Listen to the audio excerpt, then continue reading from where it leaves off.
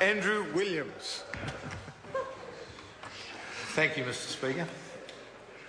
I take a call on behalf of New Zealand First in this somewhat unfortunate situation with the Kaipara District Council validation of rates and other matters bill, and it's with somewhat of a heavy heart that I have to stand and talk on this particular matter.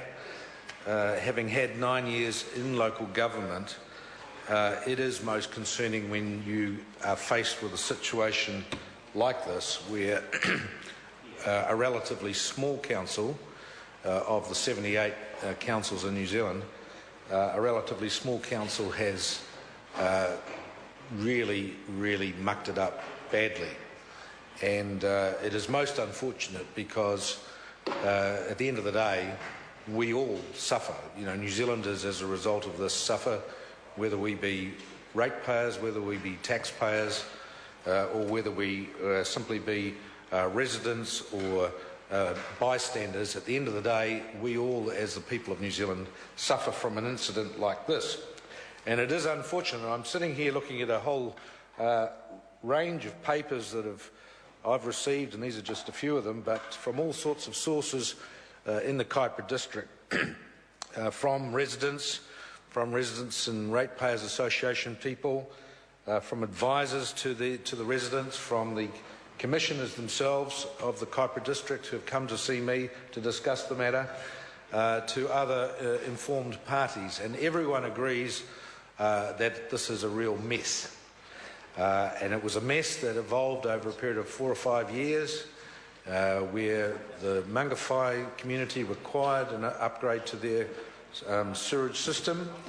It was necessary, and all around New Zealand, when we talk about this particular scheme, we could equally talk about schemes that could have occurred anywhere else in the country, because many communities around New Zealand are requiring the upgrade of their sewerage systems, and many of which were well behind requirements of a first world country.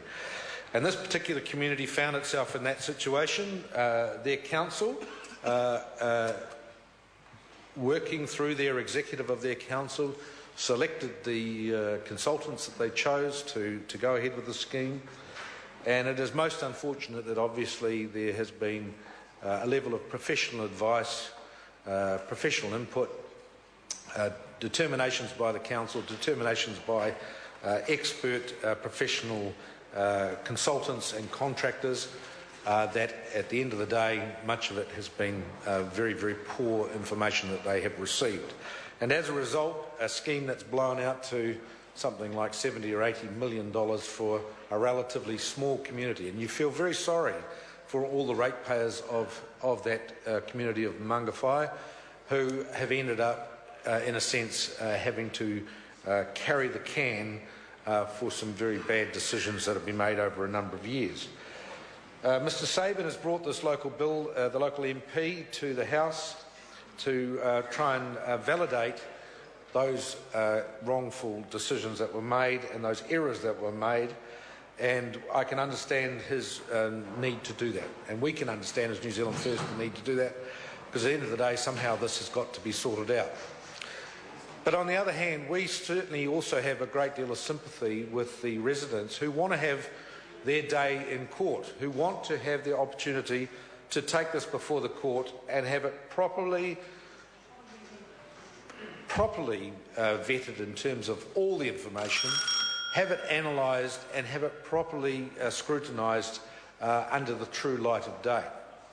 So we will be allowing this and supporting this to go through to select committee for hearings. We will encourage as many people to make submissions on this. We will encourage them to come forward and give their views on it. But at the end of the day, Mr Speaker, we still do thoroughly support the residents also having their day in court and having an opportunity through the court system to actually go after some of the people who were responsible for this. And in particular, I would say, in my experience of local government, there should be some professionals involved in this that should certainly be accountable for their actions, because they have very badly informed the council there. They've provided information that is blown out by tens of millions of dollars, and at the end of the day, somebody should be accountable for this. So it is with a heavy heart that we will support this through to Select Committee, but we certainly will be scrutinising this very, very closely. Honourable Marianne Street. It's, as others have said, not exactly